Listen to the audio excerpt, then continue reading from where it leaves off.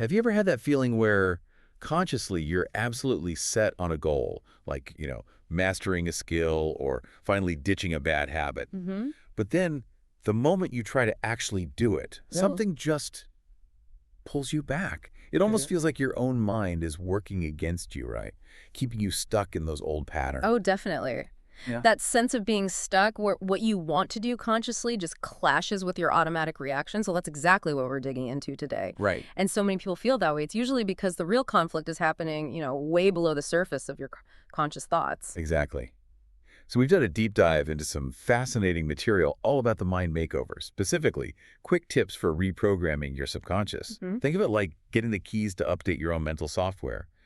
Our mission today is really to unpack the core ideas, Mhm. the science behind it, the practical stuff, so you can understand why you might feel stuck. And crucially, how you can start installing more empowering beliefs, like right Yeah. now. Yeah, and the really exciting part, the scientific foundation that makes all this possible, is neuroplasticity. Absolutely. And that's not just some fancy term, is it? It's this really groundbreaking idea that our brains aren't fixed.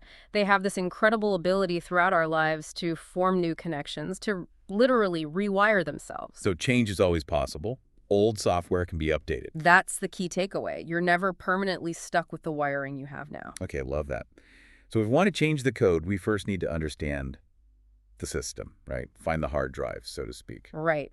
And a really good way to grasp the power of this hidden part of the mind is the classic iceberg metaphor. Okay. The small bit you see above the water, that's your conscious mind. It does the planning, the logical stuff, the willpower bit. The tip of the iceberg? Exactly. But huge mass underneath, like maybe 90% of it hidden below the surface, that's the subconscious. And that's where the real power lies, isn't it? It's like this massive vault holding all your memories, your learned behaviors, and this is the critical part, your core beliefs about everything, yourself, the world. Mm-hmm.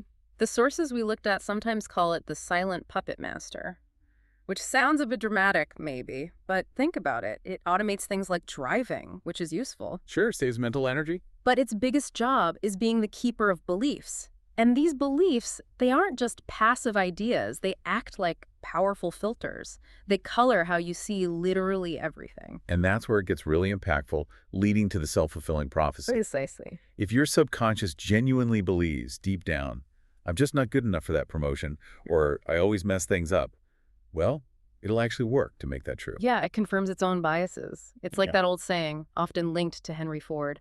Whether you think you can or you think you can't, you're right.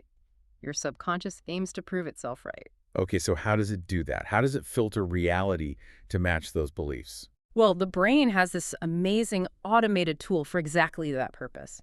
It's called the Reticular Activating System, or RAS. RAS. Sounds technical. Break that down for us. How does it actually work day to day? Okay, so think of the RAS as your brain's bouncer, or maybe a super efficient filter.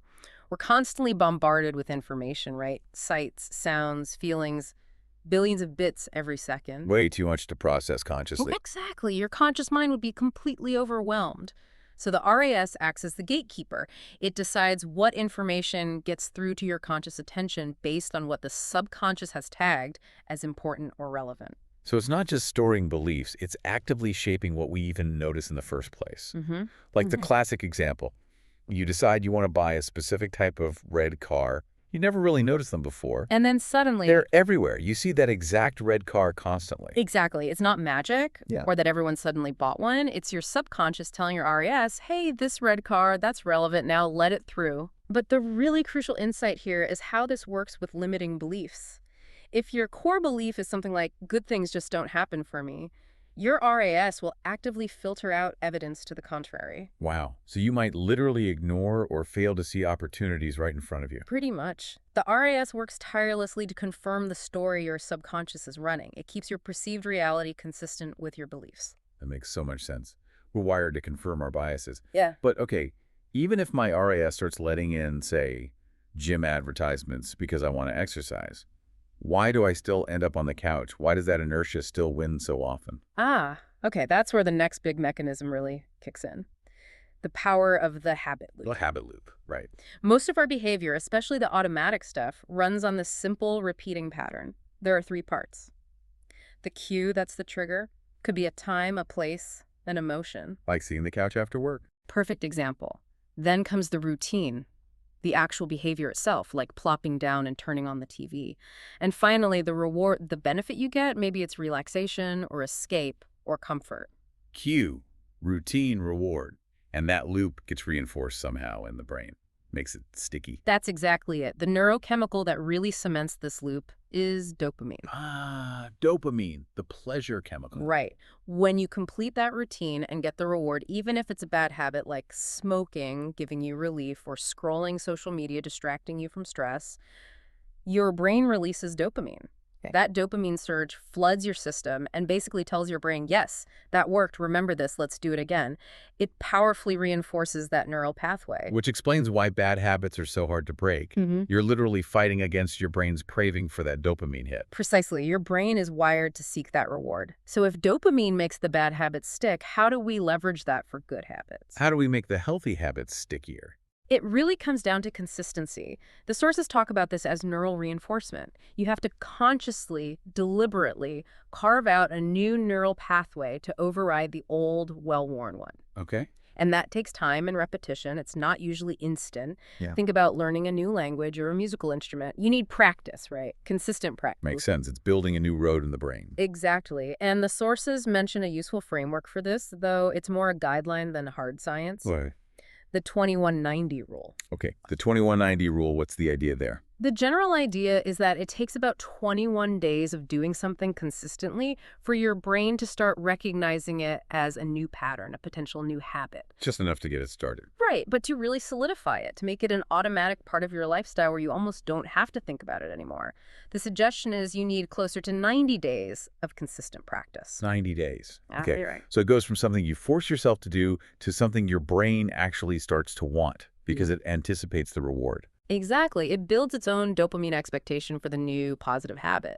That really changes how you think about setbacks, doesn't it? Slipping up after a week isn't total failure. It's just you haven't hit that 90-day reinforcement mark yet. Precisely. It takes the judgment out of it. It's about persistence in reinforcing that new pathway. Okay, great. So understanding the mechanism is one thing. Let's get into the practical tools, the quick techniques we can use to actually start the reprogramming. Right.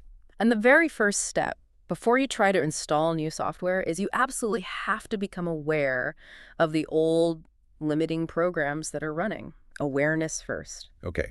So say I notice I have this nagging belief. I'm terrible at public speaking. How do I tackle that specific thought? A simple but really effective technique mentioned is the where did I learn that question. When did I learn that? Okay. When that belief pops up, I can't speak in front of people, you literally pause and ask yourself, okay, hold on. Where did that idea actually come from? Was it one time you stumbled over words in high school? A critical comment someone made years ago? Maybe something your parents believed? Right, tracing it back to the source. Exactly, because often you'll find these really powerful limiting beliefs are based on like one single incident from ages ago, or maybe something someone else said that wasn't even true. And just realizing that can take away its power. It can significantly diminish it, yeah. Because your adult logical mind can look at the origin and say, wait, that's not based on current reality. That's old news. It turns a fact into just a memory, an anecdote. I like that. Defangs the belief a bit. Okay, so that's awareness. What about in-the-moment control? When stress hits or anxiety spikes, what's an instant reset tool? The fastest way to directly influence your nervous system is through your breath, conscious breathing. Okay. The sources call it a natural tranquilizer, and they highlight one specific technique, 4-7-8 breathing. 4-7-8. How does that work, and why does that specific pattern work? It's super simple, but you need to do it intentionally. First, you exhale completely through your mouth, making a gentle whoosh sound. Get all the air out. Okay, whoosh out. Then, close your mouth, inhale quietly through your nose for a count of 4. 1, 2, 3, 4. Got it. Inhale 4. Then hold your breath for a count of 7. 1, 2, 3, 4, 5, 6, 7. Hold 7. And finally, exhale completely through your mouth again, making that whoosh sound for a count of 8. 1, 2, 3, 4, 5, 6, 7, 8. So inhale 4, hold 7, exhale 8. That long exhale seems key. It is the key mechanism. That extended exhale, the count of 8, is what directly stimulates the parasympathetic nervous system. The rest and digest system. Exactly, as opposed to the fight or flight system. Oh.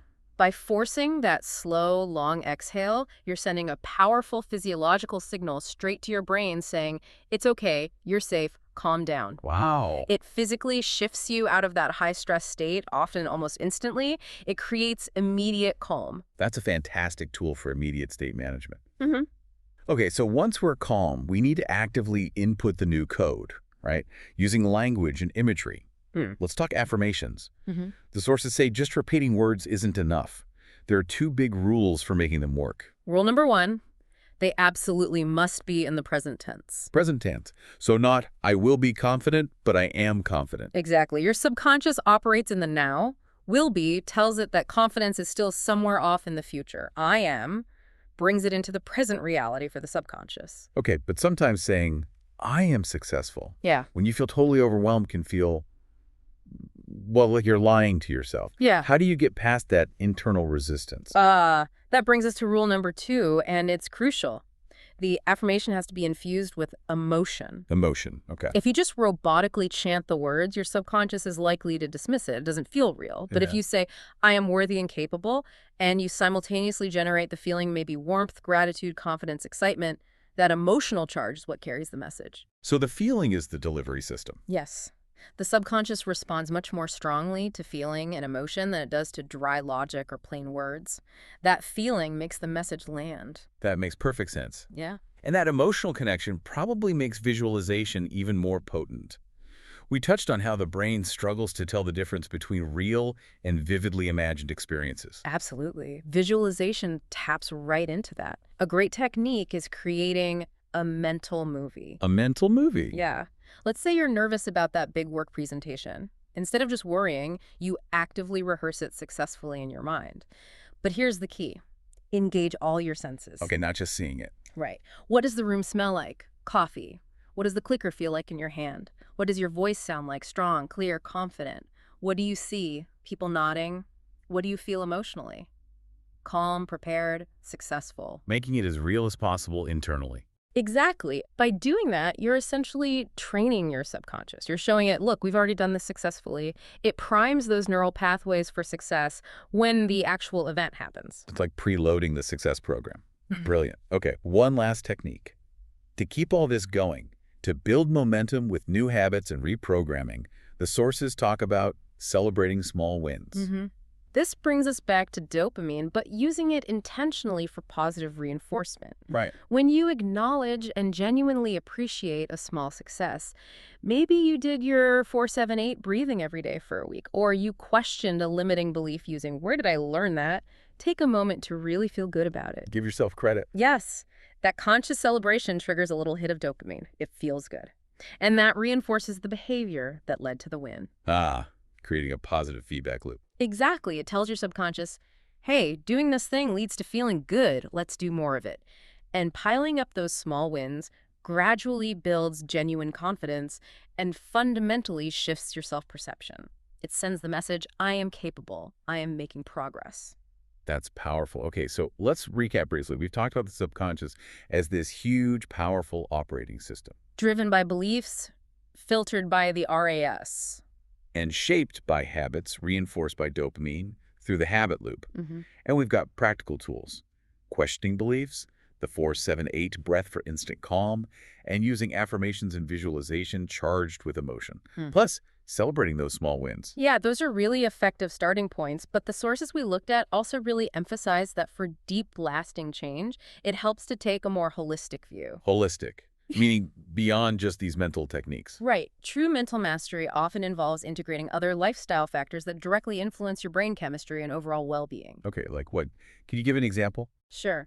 One big one is nutrition for the mind. We're learning so much about the gut-brain axis. The connection between gut health and mental health. Exactly. The health of your microbiome in your gut has a dramatic impact on your mood, your focus, your resilience to stress. Getting enough things like omega-3 fatty acids, for example, isn't just generally healthy. It's literally providing the building blocks for strong neural pathways. So what you eat directly impacts your brain's ability to rewire itself. Definitely. You need to feed the hardware if you want the software upgrades to run smoothly. That makes a lot of sense. And the sources also mention things like creating a positive environment, decluttering your physical space to help declutter your mind. And managing information overload. Maybe setting boundaries, like a 24-hour rule, before reacting to stressful news to give your nervous system a break. It's all interconnected, isn't it? Mind, body, environment. Absolutely. You can do affirmations all day, but if you're constantly stressed, eating poorly, and living in chaos, it's going to be an uphill battle. Integrating these things supports the whole process. Right. It's a whole system approach. Okay, so thinking about everything we've covered, the subconscious beliefs and the RES, the habit loop and dopamine, the quick tools like breathing and visualization, or even these broader lifestyle factors. For you listening, what's one area that jumps out? What's one thing you could focus on first to start your own journey toward reprogramming your mind for lifelong growth? To get more details about Mind Makeover, quick tips for reprogramming your subconscious, click the below link to get the book. Subscribe us to get more content like this.